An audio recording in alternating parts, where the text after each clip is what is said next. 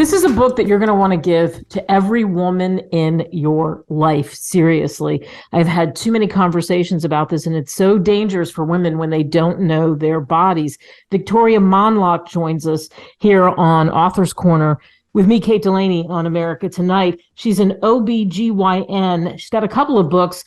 We're talking about blossoming, becoming a woman, discover the secrets to balancing your hormones and your life. Let me say that again.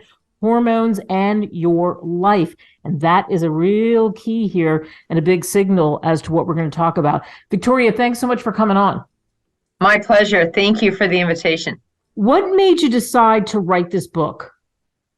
Well, teenagers are the forgotten woman, and they go through the beginning of their menstrual cycle. They have questions. A pediatrician's office is not set up to answer a lot of adolescent questions about abnormal periods and cramps. They're set up for child exams.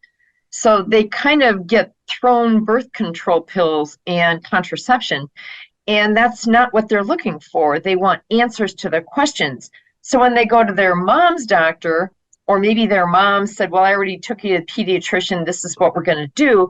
Now, all of a sudden, you've got mother and daughter potentially not communicating and not working together. Why not have an option where people can actually work together? Give them a template, give them some information that tells them how important it is to know your female hormone levels and what that means for abnormal periods and cramping and how you can work with it without being on contraception. And now you're an advocate for your daughter, not an adversary. Ooh, I like that. So well said. So why don't we know about hormones and why is it so important? Well, they don't even teach hormone and the menstrual cycle. They teach the cycle, but they don't teach you what the normal numbers are for different age groups as you go through your menstrual career. And really what it shows, and it's well done in the book, is that it's kind of a bell curve. And it's a kind of decreased bell curve, but we all have individual variation as we go from adolescence, 20s, 30s, 40s to 50s where we quit. But that is a very different graph woman to woman. So you do need to know what is working for you, which will help explain the symptoms that you may have. And what's the danger if you don't know that? Well, most women don't understand or are never told that fibroids are estrogen dominant, that endometriosis is estrogen dominant, that polycystic ovary is actually male over female dominance. But in the female hormone picture, it's really estrogen dominance a lot of the times because women don't ovulate.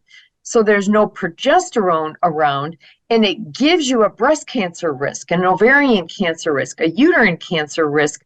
And women are never told to watch their hormone levels for 20 years before menopause because that's when those women are at high risk for surgical intervention, for infertility or polyps or fibroids or hysterectomies when they may not ever need the hysterectomy in the first place if hormones would have been balanced. And that's not even addressing the cancer issue. Wow. Can you just imagine how many women wouldn't have to go through or what they've gone through or lose their life because they don't know and they're going down this path blindly? Correct. And their doctors aren't taught hormone in medical school. So it's not all their fault, but by the same token, the Europeans are way ahead of us in this, in that it is following blood levels of female male hormones. And that's only one leg of what I call the hormone chair. There's 4 hormone groups that need to be balanced, and those 4 hormone groups are all talking to each other. So if any one of those legs of the chair are not working right, or it's a broken leg to that chair, guess what? You're on the floor and you don't even realize how you got there. So when you get blood work done, you should know and ask about the hormones, right? Correct. And I have a section in both Blossoming, the adolescent book, and in my second book, which is Full Bloom, all about the perimenopausal, menopausal, postmenopausal women, there's a section in the back that actually talks about how do you talk to your doctor? What are the blood tests that you want to ask them to perform? And if they won't do them, or if they're uncomfortable interpreting them, I invite every reader, because I write these books for the patient, not the doctors. I invite every reader to contact me and I'll help. Wow. So the 4 hormones, we can't go deep into them, but what are the 4 hormones? Well, it'll make sense when I say them. So your female male is one leg, your thyroid with antibodies in case you attack those, your adrenal with how you support your adrenal with vitamin B12, and your insulin, which is what most people never realize is a hormone, with your fasting blood sugar and A1C. So those are the 4 legs of your chair, critical to know what they are. Wow. When people read Blossoming, what do you hope they take away from that? That they have just unlocked some of the answers to the questions that they've had about crazy periods, cramping. Is there a family history of endometriosis? Am I at risk? Am I going to have trouble getting pregnant? Why do I have excess hair on my lip? Oh, I can control that with. What is the nutrition and exercise I need to do? And then reading some of the case studies in the book that they may recognize, oh my gosh, she wrote this about me. I'm this patient that she talked about, the 17-year-old with crazy periods. So I want every woman to be empowered that they can be in control of their own health. Wow. And for all the men listening out there, wouldn't that be wonderful if they didn't have to lose their significant others, their daughters, to cancer and to other terrible, terrible things that happen, or the struggle with pregnancies? Or even lose them to significant PMS 2 weeks out of every month, where they're not the same woman that they thought they married. Or, so in other words, hormones can cause a lot of trouble, and it doesn't have to be uber sick trouble, but enough to really interfere with your lifestyle and your day-to-day workings. Yeah. We go from blossoming to full bloom. Tell me a little bit more about full bloom. Full bloom is the journey that women go through from perimenopause, when our hormones are doing this crazy schizophrenic dance in our 40s, to 50s when we quit. We'll get a little funny last hurrah, but women in their 60s and in their 70s are still going to benefit from knowing hormone levels, balancing them so that they can protect themselves from osteoporosis.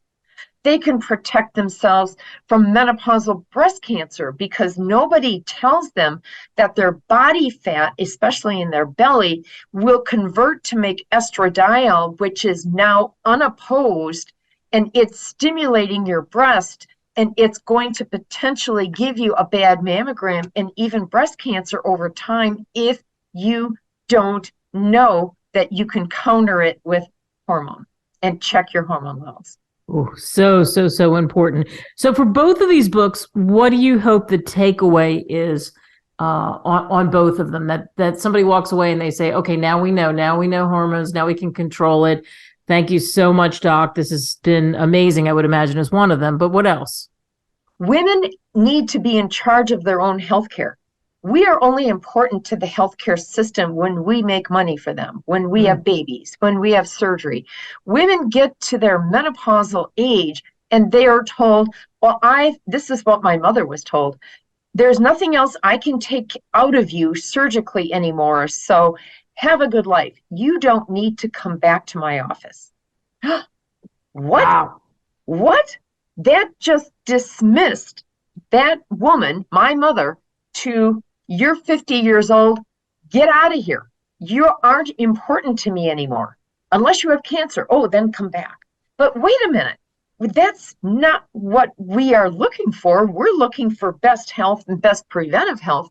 So we as caregivers to our family, to our extended family, so we can continue to do what we love to do best, do our job, love our family, love our life. So why shouldn't every woman be empowered to know how to talk to their doctor, how to actually do what it takes to know where their health is. What's wrong with that?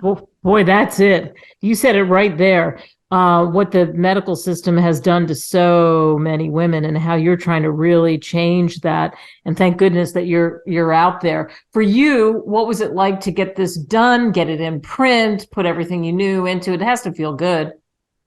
This has been something that when I'm trying to explain to a patient what their hormone levels mean, time, every 3 months to 3 months, and we're making sense of it.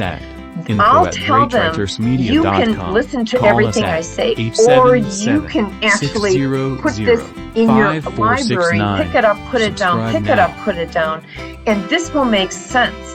And what I find is patients saying to me, I need 3 copies of your book. I need it for my sister and for her sister-in-law and my best friend. And they have their own little mini book clubs on this, and they sit and they talk about it, because women will chat. They will talk about what's going on in their life, and they will share to see, well, if this is what I'm going through, how about you? Well, what a wonderful way to help answer some questions and find out. And we don't want our adolescents going to Dr. Google to find out their burning answers to their questions, because they may not go the right places, and they may get information that is actually leading them down a wrong pathway. Wow. Victoria Mondloch, you are a treasure. Pick up these books and give them to the people that you love. You can get them on Amazon, Barnes & Noble, wherever great books are sold. Thank you. You're more than welcome. Thank you.